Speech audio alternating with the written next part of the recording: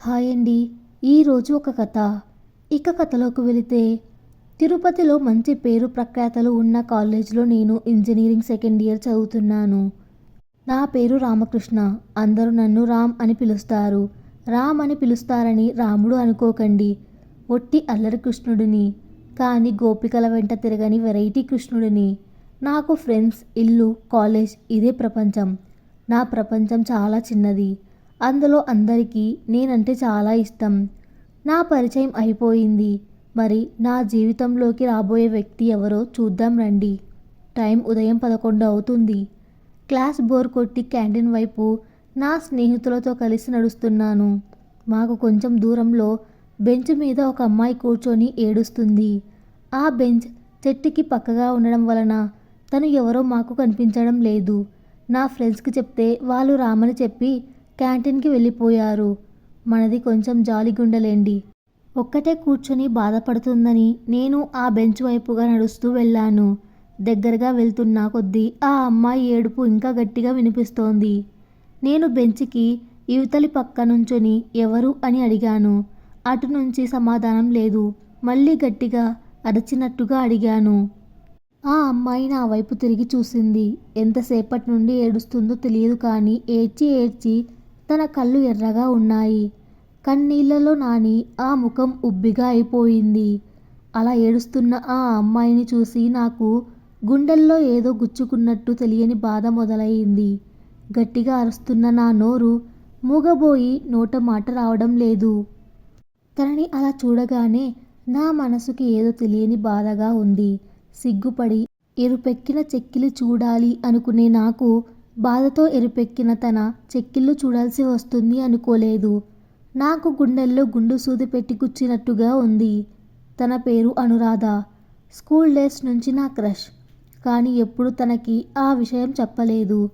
మంచి సాంప్రదాయమైన బ్రాహ్మణ కుటుంబం వాళ్ళది.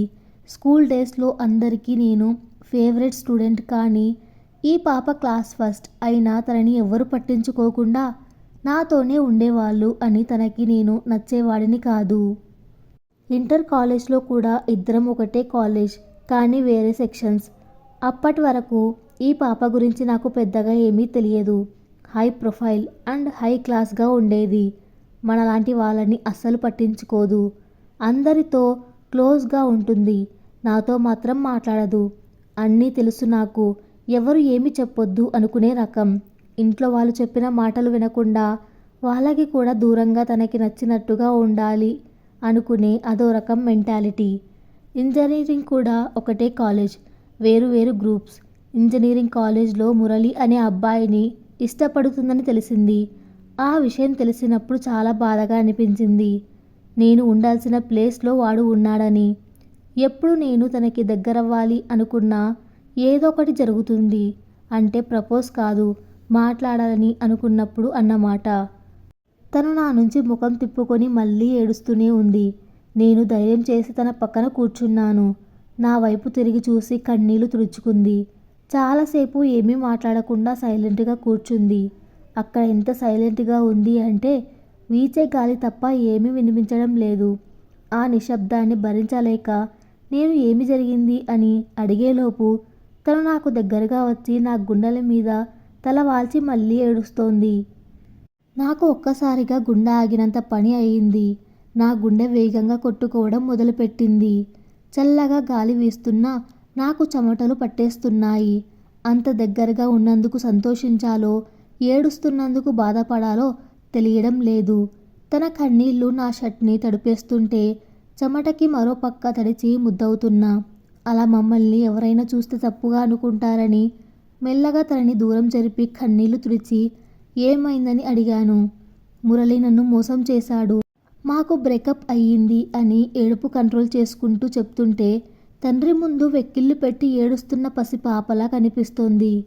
తను ఏం చెప్తుందో నాకు తెలియదు కానీ తన బాధని తగ్గించాలని మాత్రం తెలుస్తోంది.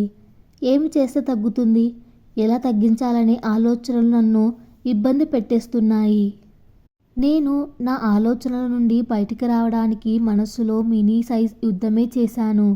తను మౌనంగా నా పక్కన కూర్చొని ఉంది. నేను మెల్లగా మాట్లాడడం మొదలుపెట్టాను.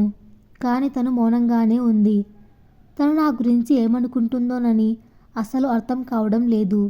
నా చెయ్యిని ముందుకు చాపి నేను అంటే ఇష్టం లేదని తెలుసు, కానీ మనం ఫ్రెండ్స్గా ఎందుకు ఉండకూడదని అడిగాను. తను చెయ్యి ముందుకు పెట్టి నా చెయ్యి పక్కకి నెట్టేసి నా భుజం మీద తల పెట్టుకొని కళ్ళు మూసుకుంది. నాకు పట్టపగలే కలలు వస్తున్నాయని గిల్లి కూడా చూసుకున్నా. గట్టిగా గిల్లుకున్నట్టున్నా. అబ్బా నొప్పి. ఇది కల కాదు. రాధ మాట్లాడడం మొదలుపెట్టింది. నాకు నచ్చినట్టు నేను ఉండాలి అనుకుంటున్నాను కృష్ణ. అందులో తప్పేంటి?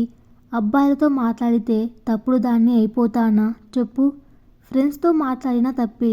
అలా ఉండు, ఇలా ఉండు అని ఇంట్లో వాళ్ళు చెప్పి, వీడు చెప్పి ఇంకెప్పుడు నాలాగా నేను ఉండేది?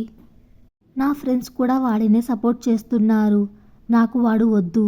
నేను ఏడుస్తుంది వాడి కోసం కాదు.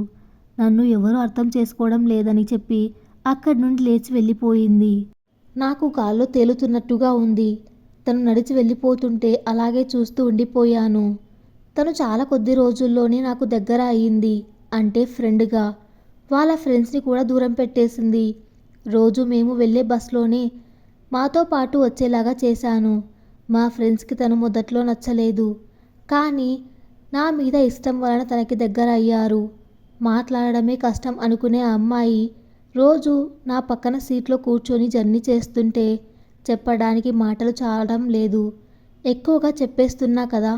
అంతేనండి, మనకి నచ్చిన అమ్మాయితో ఉంటే ఆ ఆనందం మాటల్లో చెప్పలేము. నాకు అప్పటి వరకు తన గురించి తెలియని విషయాలు, ఇష్టాలు అన్నీ చెప్పింది. నిజానికి తన ఇష్టాలే నా ఇష్టాలుగా మారాయి. రోజు కాల్స్, చాట్. రోజుకి 48 గంటలు ఎందుకు లేవని బాధపడేవాణ్ణి. తనతో మాట్లాడుతుంటే సమయం తెలిసేది కాదు. మాట్లాడకుంటే పూట గడిచేది కాదు. నాకే తెలియకుండా తనకి నేను అడిక్ట్ అయిపోయాను. తనకి షికార్లు తిరగడం చాలా ఇష్టం, కానీ తనతో బయటికి వెళ్ళడం కూడా చాలా కష్టం. రాధ మాకు పక్కనే ఉండే ఊరు అమ్మాయి. చుట్టుపక్కల ఊళ్ళో వాళ్ళది అందరికీ తెలిసిన కుటుంబం. ఈ పాప మినీ సైజ్ సెలబ్రిటీ అని కూడా చెప్పొచ్చు. ఎక్కడ కనిపించినా ఇంటికి వార్తలు వెళ్ళిపోతాయి. అలా ఉండే చోట మేము బయటికి వెళ్ళడం అంటే మాటలా చెప్పండి. కానీ రాధ అడిగితే ఏది కాదు అనలేను. రాధ వాళ్ళ అమ్మకి నన్ను పరిచయం చేసింది. వాళ్ళమ్మకి నేను నచ్చేవాడిని కాదు, కానీ రాధ కోసం తప్పదు అన్నట్టుగా నాతో మాట్లాడేది. చాలా కొద్ది రోజుల్లోనే మా గురించి అందరికీ తెలిసిపోయింది. ఒకరోజు మా గురించి వాళ్ళ ఫ్రెండ్ తప్పుగా మాట్లాడిందని పెద్ద గొడవ వేసింది. వదిలితే తనని కొట్టేస్తుందేమోనని భయం వేసింది నాకు. రాధకి నేనంటే ఉండే ఇష్టం ఎలాంటిదో నాకు తెలియదు, కానీ తను నాతో ఉంటే చాలా సంతోషంగా ఉంటుందని మాత్రం తెలుసు. ఆ రోజు సాయంత్రం రాధ నాకు ఫోన్ చేసి నాతో మాట్లాడాలని, రేపు బయటికి వెళ్ళాలని చెప్పి పెట్టేసింది. నాకు ఏమీ తోచలేదు. రాత్రంతా తన ఆలోచనలతోనే గడిపేశాను. రాత్రంతా మెసేజ్ చేస్తుందేమోనని చూశాను, చెయ్యలేదు. పొద్దున ఎప్పుడో అవుతుందా టైం చూసుకునే సరిపోయింది. గొడవ వల్ల రాధ డిస్టర్బ్ అయిందని తెలుసు, కానీ నాకు ఎందుకో ఏదో జరగబోతుందేమోననిపిస్తుంది. ఏంటిది? మేము ఫ్రెండ్స్ కదా, ఎందుకు ఇంతగా భయపడుతున్నాను? కాలేజ్కి వెళ్ళే టైం అయింది. త్వరగా లేచి ఫాస్ట్గా రెడీ అయ్యి రాధ చెప్పిన చోటికి వెళ్ళి తనని కలిశాను. తను నా వైపు కోపంగా చూస్తుంది.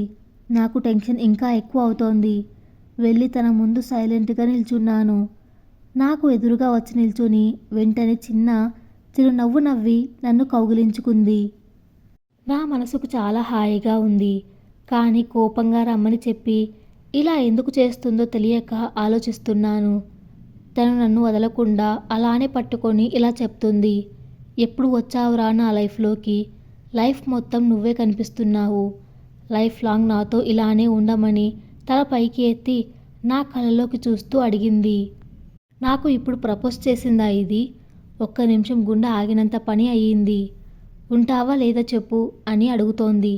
ఉంటాను రాధా అని దూరంగా జరిపి, నన్ను నువ్వు ప్రేమిస్తున్నావా అని అడిగాను. తను సిగ్గుపడుతూ అవునని నన్ను ముద్దు పెట్టుకుంది. నాకు ఏం చెప్పాలో అర్థం కావడం లేదు. నేను తనని కూర్చోబెట్టి మా ఇద్దరికి సెట్ అవ్వదని చెప్పడానికి చాలా ప్రయత్నించాను. ఇద్దరం వేరే క్యాస్ట్, ఒప్పుకోరని నచ్చజెప్పాను. రాధ వినలేదు. నేను ఇక చెప్పినా వినదని చెప్పి తన ఇష్టానికి వదిలేశాను. మీకు అర్థం కాలేదు కదా, నాకు రాధ అంటే చాలా ఇష్టం. అది ప్రేమని, తనని పెళ్లి చేసుకోవాలని అనుకోలేదు. తను సంతోషంగా ఉంటే చాలు నాకు.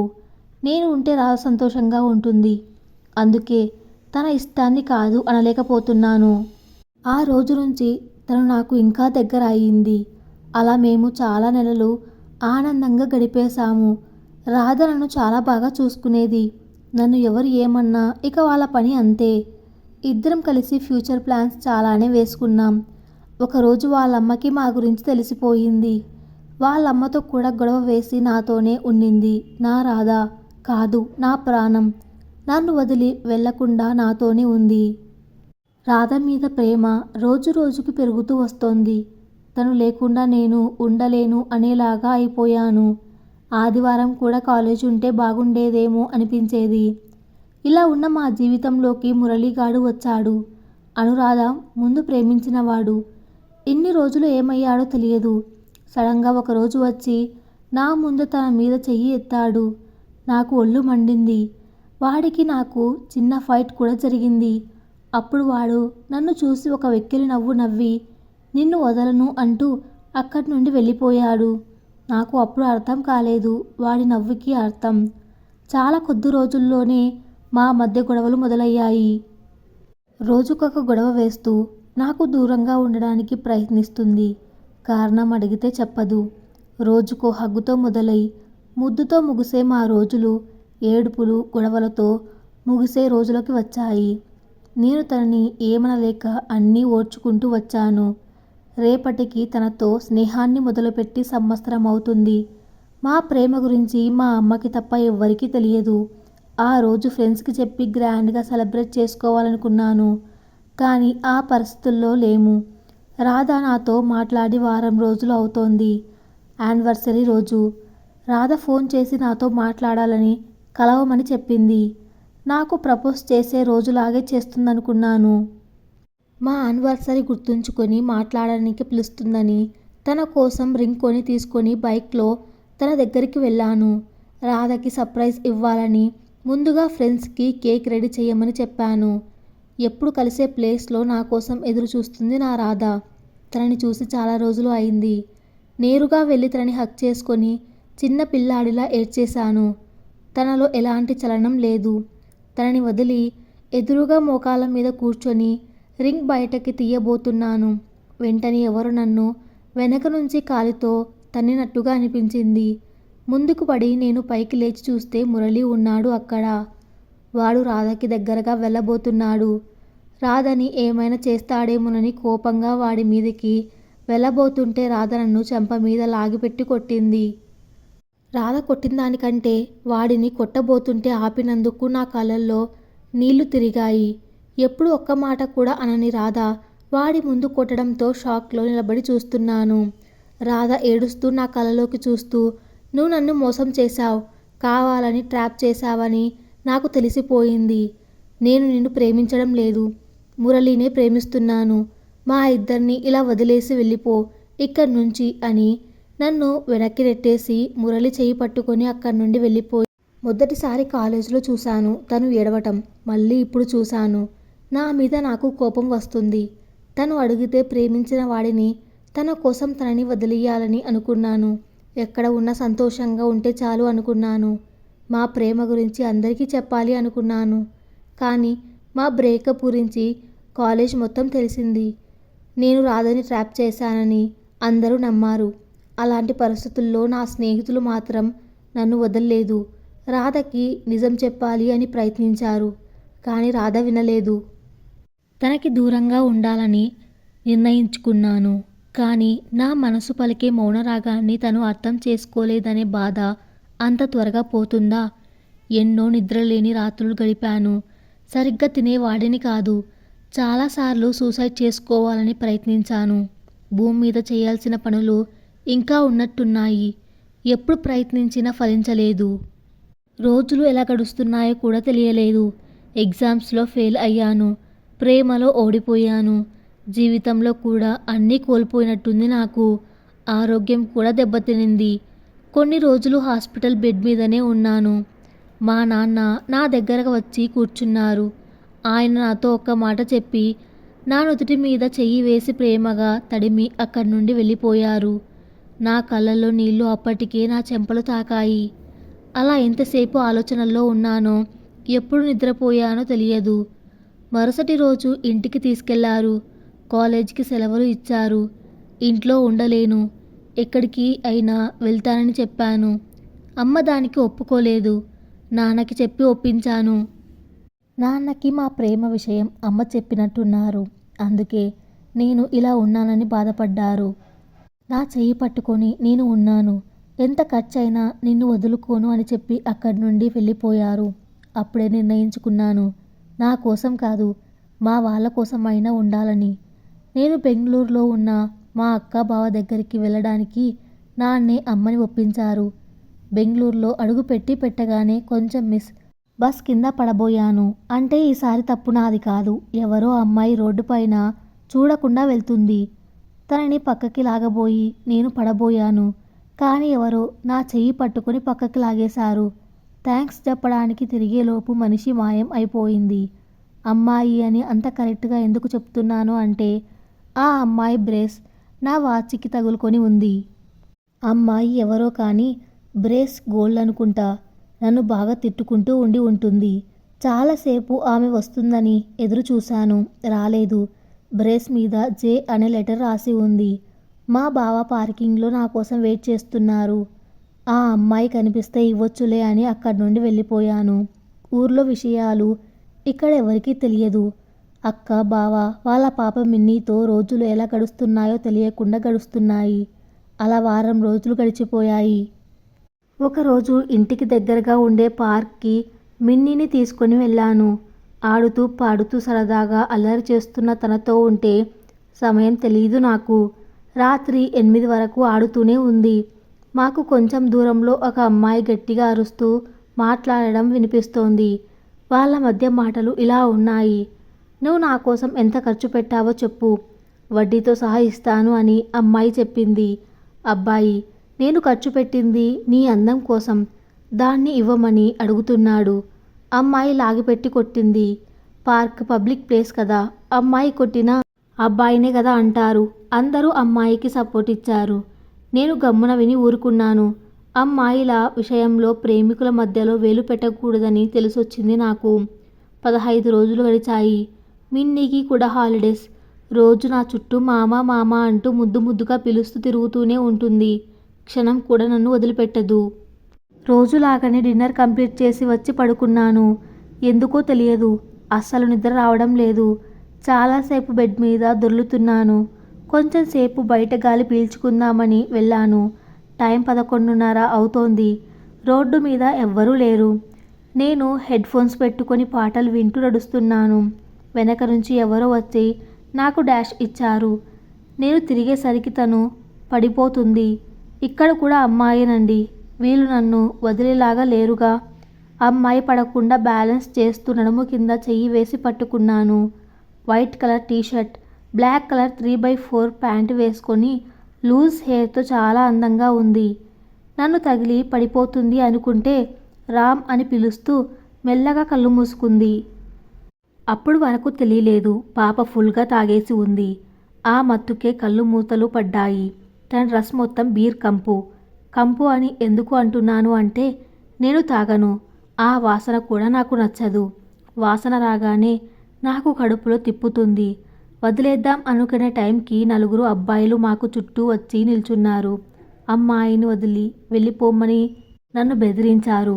మత్తులో ఉన్నా కూడా ఆ అమ్మాయి నన్ను వదలకుండా గట్టిగా పట్టుకుంది.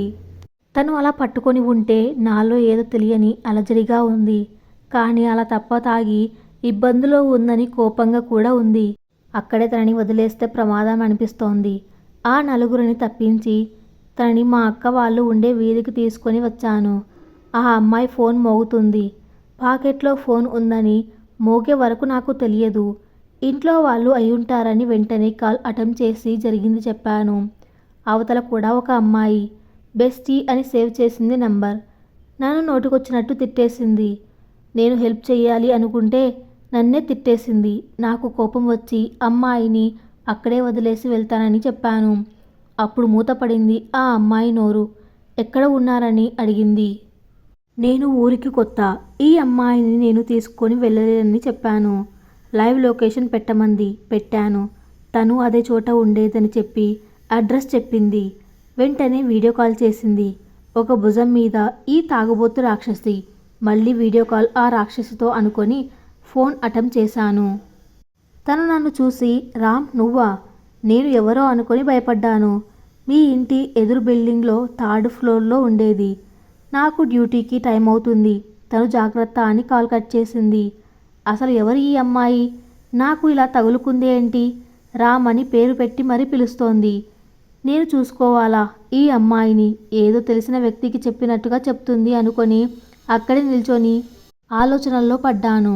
ఈ అమ్మాయి కూడా పడిపోయే ముందు రామ్ అని పిలిచిందేంటి? అసలు ఎవరు ఈ అమ్మాయిలు అందరూ? ఎంత దూరంగా ఉండాలి అనుకుంటున్నా మళ్ళీ మళ్ళీ వీళ్ళ మధ్యకి లాగుతున్నావు. ఏమైనా బాగుందా ఇది అని పిచ్చోడిలా ఆకాశం వైపు చూస్తూ మాట్లాడుకుంటున్నాను డేవిడ్తో.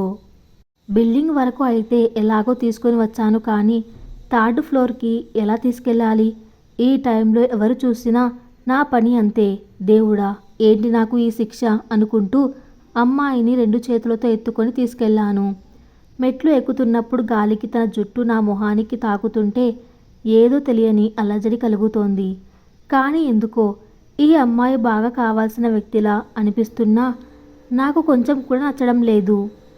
చూడటానికి సన్నగా ఉంది, కానీ రాక్షసి. ఏమి తింటుందో ఇంత వెయిట్ ఉంది. మనది 6 ప్యాక్ కాకపోయినా 5.5 అడుగులు. దానికి తగ్గ వెయిట్ ఉన్నాను. లేకుంటే ఈ పిల్లని మోయటం కష్టం. ఇంటి డోర్ తీసి బెడ్రూమ్ వైపు నడిచాను. బెడ్రూమ్ చాలా నీట్గా ఉంది. ఇల్లు కూడా 2 బ్యాచిలర్స్ అమ్మాయిలు ఉండేలాగా లేదు. ఏదో ఫ్యామిలీ ఉండే ఇల్లులాగా అన్నీ చక్కగా సర్ది ఉన్నాయి. బెస్టీ పాప మళ్ళీ ఫోన్ చేసింది. నాకు చెప్పిన పని అయిపోయింది, నేను వెళ్తున్నాను అని చెప్పాను. ఆ అమ్మాయి అందుకు ఒప్పుకోలేదు. తన ఫ్రెండ్ని అలా వదిలేసి వెళ్తే ప్రాబ్లం అవుతుందని, నైట్ షిఫ్ట్ ఈ రోజుకి లాస్ట్ అని, నేను వచ్చే వరకు తను జాగ్రత్త అని చెప్పి ఫోన్ పెట్టేసింది. ఇందాక వీడియో కాల్లో చూశాను. ఏదో హాస్పిటల్ లాగా ఉంది. అంటే నర్స్ పాప అయ్యుండొచ్చు. అందుకే ఫ్రెండ్కి ఏమైనా అవుతుందని భయపడుతుంది. కానీ ఒక అపరిచితుడి వల్ల ఇబ్బంది కలుగుతుందని ఎందుకు ఆలోచించడం లేదు? రామని అంత బాగా పిలిచిందిగా, ఇంకా అపరిచితుడని ఏంటి నా చాదస్తం కాకపోతే? ఈ అమ్మాయి తాగిన మత్తులో ఉందో హాయిగా నిద్రలో ఉందో తెలియకుండా పడుకొని ఉంది. కుక్క పిల్లలాగా ఎంత ముద్దుగా ముడుచుకొని పడుకుందో. కానీ దీనికి ఎందుకు తాగాలి అనిపించిందో? సిటీ లైఫ్, 2 అమ్మాయిలు కలిసి ఉండేది. ఎలా ఉన్నా పర్లేదని ఇలా ఉన్నారేమో అనిపించింది. నేను వీళ్ళకి ఎలా తెలుసు? ఈ అమ్మాయిలు 2 ఎవరు? ఆ అబ్బాయిలు ఎందుకు ఈ అమ్మాయిని వదలమని అంతగా బెదిరించారు? ఈ ఆలోచనలతో నాకు బుర్ర వేడి ఎక్కువ అయిపోతుంది. నీళ్లు తాగడానికి కిచెన్లోకి వెళ్ళాను. కిచెన్ కూడా ఒక డిఫరెంట్ ఆర్ట్తో ఒక క్రమంగా తీర్చిదిద్దినట్టుగా ఉన్నాయి. నాకు ఉండే అనుమానాలు అన్నీ ఒట్టి అపార్థాలు అనిపించేలా కనిపిస్తున్న ఈ ఇంటిని ఇంత చక్కగా ఎవరు తీర్చిదిద్దారు అనుకుంటూ ఇల్లు మొత్తం ఒకసారి పరిశీలించాను. పొద్దున వరకు మనకి పెద్దగా చేసే పని ఏమీ లేదుగా. అలా తిరుగుతున్న నాకు ఆ అమ్మాయి ఉన్న బెడ్రూమ్లో నా దగ్గర ఉండే బ్రేస్ ఫోటో కనిపించింది. కానీ అందులో 2 బ్రేస్లు ఉన్నాయి. అందులో ఒక అబ్బాయి అమ్మాయి ఉన్నారు. చేతుల వరకే కనిపిస్తున్నాయి. ఒక బ్రేస్ మీద జే అని, మరో దాని మీద ఆర్ అనే లెటర్స్ ఉన్నాయి. ఆ ఇంట్లో ఇంకొంచెం సేపు ఉంటే సమాధానాలు లేని ప్రశ్నలతో తల పగిలిపోయేలా ఉన్నాను. ఫోన్ చేసినా ఆ పాప మాట్లాడదు. ఈ పాప చూస్తే మాట్లాడే పరిస్థితుల్లో లేదు. 2 చేతులు నెత్తిన పెట్టుకొని అక్కడే కూర్చుండిపోయాను. చాలాసేపు అలానే ఉన్నాను. కాలు పట్టేసింది అనుకుంటా. విదిలించేకి పైకి లేచాను. కాలు ఒక్క విదిలింపు విదిలిస్తే నేను వెళ్ళి పక్కన ఉన్న టేబుల్ మీద పడ్డాను. ఏదో బుక్ చేయి తగిలి కింద పడింది. తీసి టేబుల్ మీద పెట్టాను. ఆ బుక్ మీద మనసు పలికే మౌనరాగం అని రాసి ఉంది. ఆ బుక్ నన్ను చదవమని చెప్తున్నట్టుగా పేజీలు వాటి అంతటా అవే గాలికి మారిపోతున్నాయి. ఇంతలో ఈ పాప ఏదో పీడకల వచ్చినట్టు భయానికి కలవరిస్తూ ఉంది. తనకి దగ్గరగా చైర్ వేసుకొని ఆ పాప భుజం మీద తడుతూ బుక్ ఓపెన్ చేశాను. మధ్యలో తను భయానికి కదులుతూనే ఉంది. నేను తడుతూ ఉన్నాను. ఈ మధ్యలో నా చేతిని తన చెంప కింద పెట్టుకొని పడుకుంది. నేను డిస్టర్బ్ చేయకూడదని చెయ్యి అలాగే ఉంచేశాను. అది ఎవరి మనస్సో నాకు తెలియదు కానీ చదవటం మొదలుపెట్టాను. అందులో ఇద్దరు వ్యక్తుల జీవనశైలి గమ్యాలు వేరువేరుగా ఉన్నాయి. వాటికి కావాల్సింది తెలియక దొరికిన దానితో ఉండలేక ఇబ్బంది పడుతున్నారు. అలాంటి ఇద్దరి వ్యక్తుల మధ్య చిగురించిన ప్రేమ కథ అది. చివరిలో జాను అని రాసి ఉంది. తనని కాపాడింది ఆ బ్రేస్ ఉన్న చెయ్యి. ఈ బుక్ రాసింది ఒకరే అని అర్థమైంది. బుక్ చదువుతున్నంతసేపు ఏదో తెలియని ప్రశ్నకి సమాధానం దొరికినట్టుగా ఉంది. అప్పటి వరకు ఉన్న చిరాకు అంతా ఎటుపోయిందో తెలియదు. ఇప్పటి వరకు గుండెల్లో మోస్తున్న భారం దిగినట్టుగా ఉంది. గుండెల మీద భారం దిగడంతో కళ్ళు మత్తుగా మూతపడుతున్నాయి. ఆ అమ్మాయిని కదిలించకుండా చైర్ కొంచెం ముందుకు జరిపి పక్కన మంచంకి ఆనుకుని పడుకున్నాను. నా ఫోన్ రింగ్ అవ్వడంతో నా నిద్ర డిస్టర్బ్ అయ్యింది. ఉదయం 10 అవుతుంది. రూమ్లో లేకపోవడం చూసి మా అక్క కాల్ చేసినట్టు ఉందని అటెంప్ట్ చేశాను. అవతల మా అక్క చాలా నెమ్మదిగా, ఏంటి డ్రాప్ చేసి వస్తావనుకుంటే అక్కడే సెటిల్ అయిపోయావు, ఇప్పుడైనా వస్తావా లేదా అక్కడే ఉంటావా అని నవ్వుతూ అడిగింది. నాకు ఆ మాటలు అస్సలు అర్థం కాలేదు. వస్తున్నా అని చెప్పేలోపు మొబైల్ స్విచ్ ఆఫ్ అయిపోయింది. నర్స్ పాప వచ్చే టైం అయిందని ఇంటికి వెళ్ళాను. అక్కని జాను గురించి అడగాలని చాలా స్పీడ్గా వెళ్ళాను. బావని ఆఫీస్కి పంపించడంలో బిజీగా ఉన్నారు. మళ్ళీ మాట్లాడతాను, ఫ్రెష్ అయ్యి రమ్మని చెప్పారు. నేను ఏమీ మాట్లాడకుండా ఫ్రెష్ అవ్వడానికి వెళ్ళాను. రాత్రి ఉన్నంత కన్ఫ్యూజన్లో ఇప్పుడు నేను లేను. నాకు ఏమి కావాలో తెలిసింది. ఆ వ్యక్తి గురించి ఎలా తెలుసుకోవాలో తెలియాలి అంతే అనుకొని బాల్కనీలోకి వెళ్ళి ఎదురుగా ఉన్న బిల్డింగ్ వైపు చూశాను. అందులోనే నా జాను ఉంటుంది. నేను ఎదురుగా ఉన్న బిల్డింగ్ని చూస్తూ ఎంతసేపు ఉన్నా ఎవ్వరూ బయట కనిపించడం లేదు. కొంచెం నిరుత్సాహంగా పక్కన ఉన్న మొక్కల ఆకులు గిల్లుతూ ఉన్నాను. బావని పంపించి అక్క నా దగ్గరికి వచ్చారు. టిఫిన్ చేయడానికి రమ్మని చెప్పి అక్కడి నుండి వెళ్ళిపోయింది. చేసేది ఏమీ లేక వెళ్ళి డైనింగ్ టేబుల్ దగ్గర కూర్చున్నాను. జాహ్నవికి ఇప్పుడు ఎలా ఉంది రామ్ అని అడిగి టిఫిన్ ప్లేట్లో పెడుతోంది. నా రాక్షసి పేరు జాహ్నవి అన్నమాట. నాకు కావాల్సిన టాపిక్ కనుక నవ్వు బయటికి కనిపించకుండా బాగుంది. నీకు ఎవరు చెప్పారు అని అడిగాను. రాత్రి ఝాన్సీ కాల్ చేసింది. అప్పటి నుంచి నాకు అస్సలు ఏమీ తోచలేదు. మీ బావకి చెప్తే గొడవ అవుతుందని రాత్రి నుంచి కంట్రోల్ చేసుకుంటున్నాను అని గుక్క తిప్పుకోకుండా చెప్తున్నారు. జాహ్నవి ఝాన్సీ అంట. దీనమ్మ జీవితం. లైఫ్కి ఇప్పుడే ఒక క్లారిటీ వచ్చింది అనుకుంటే ఇద్దరు ఒకే లెటర్తో స్టార్ట్ అయ్యే పేర్లు పెట్టుకున్నారు.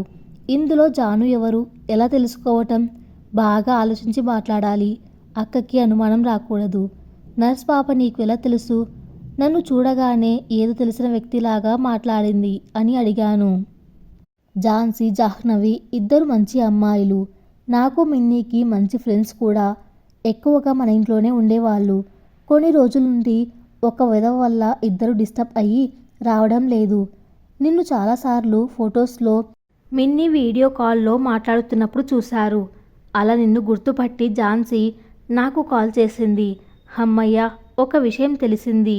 డిస్టర్బ్ అయ్యారు అని చెప్పింది. ఎవరో కనుక్కుందామని అనుకుంటూ బ్రేస్ తీసి టేబుల్ మీద పెట్టి ఇది ఇద్దరిలో ఎవరిదని అడిగాను. అక్క అయోమయంగా నన్ను బ్రేస్ని చూస్తూ ఉంది. నాకు ఆ సైలెన్స్కి పిచ్చిలేస్తుంది. నీకు ఎక్కడ దొరికింది ఇది? దీనివల్లే జానుకి రఘుకి గొడవ జరిగింది.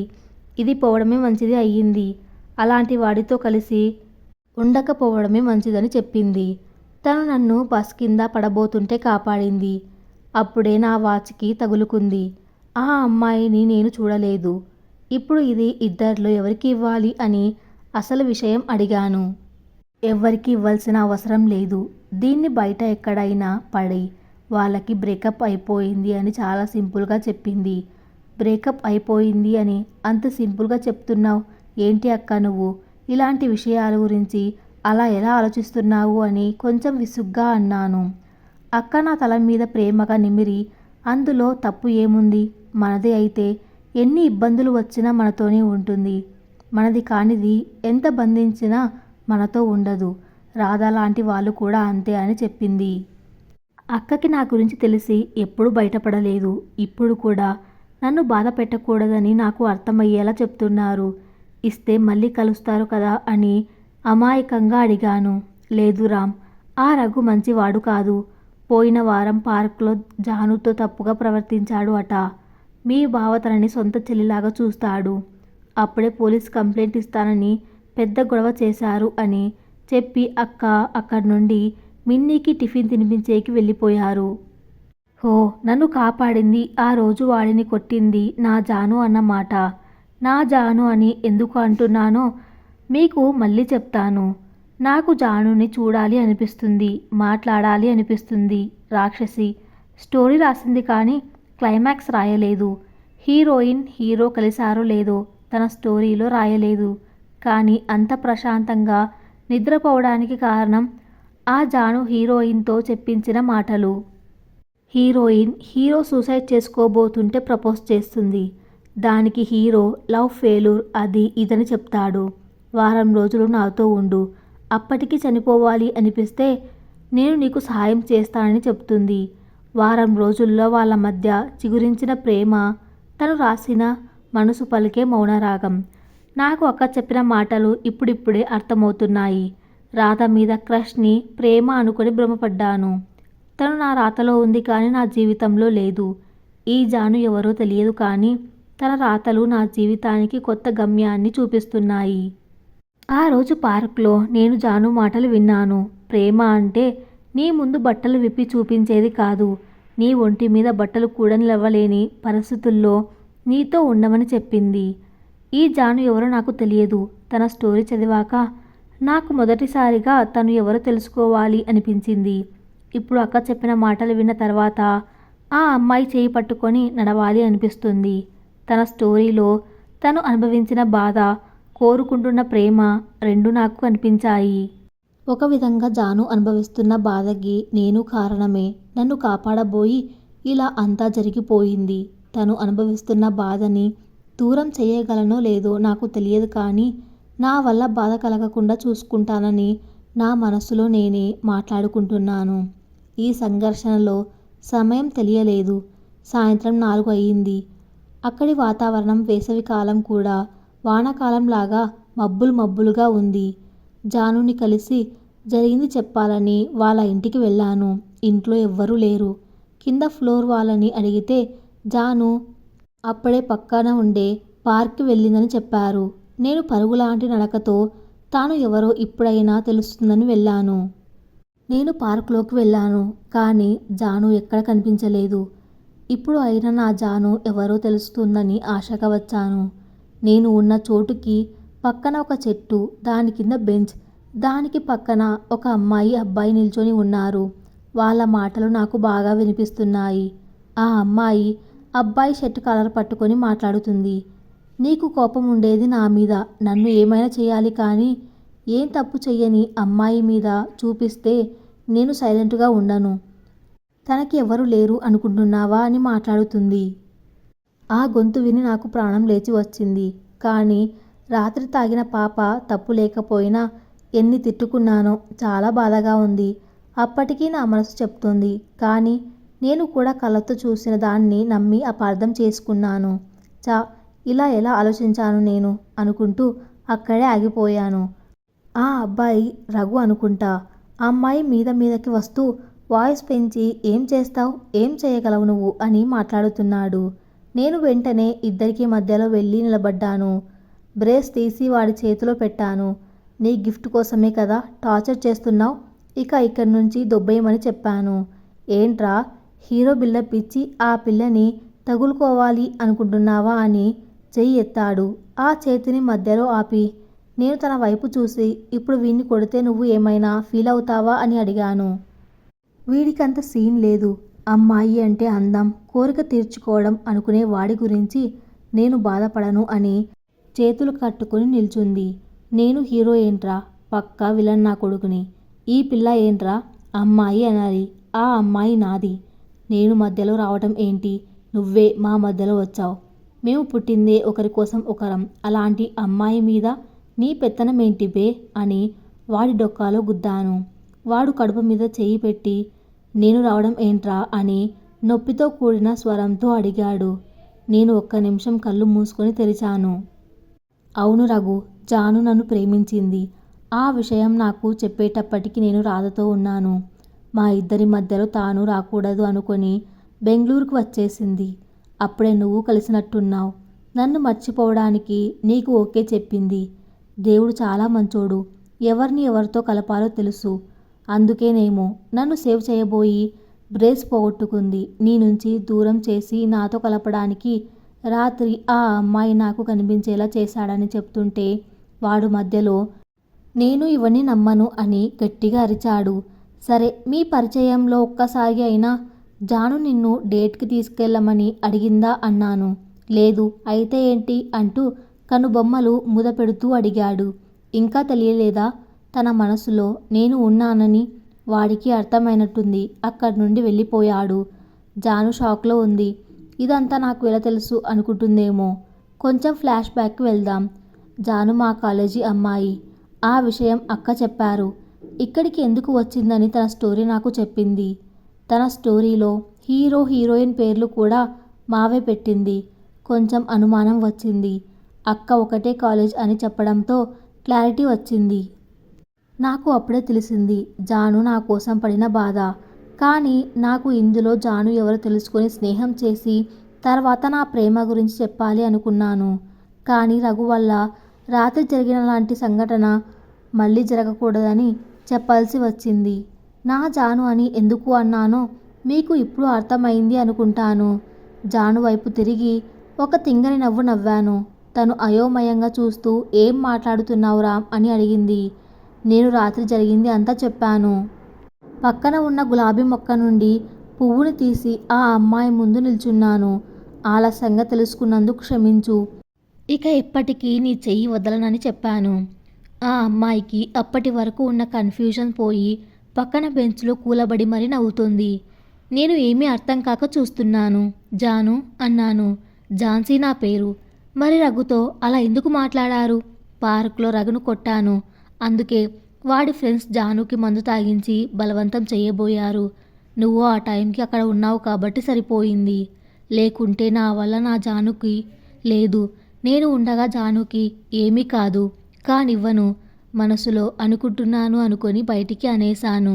ఝాన్సీ నా వెనక వైపు చూపిస్తూ అదిగో జాను, తనని అడుగు నీతో ఉంటుందో లేదోనని అక్కడి నుండి వెళ్ళిపోయింది.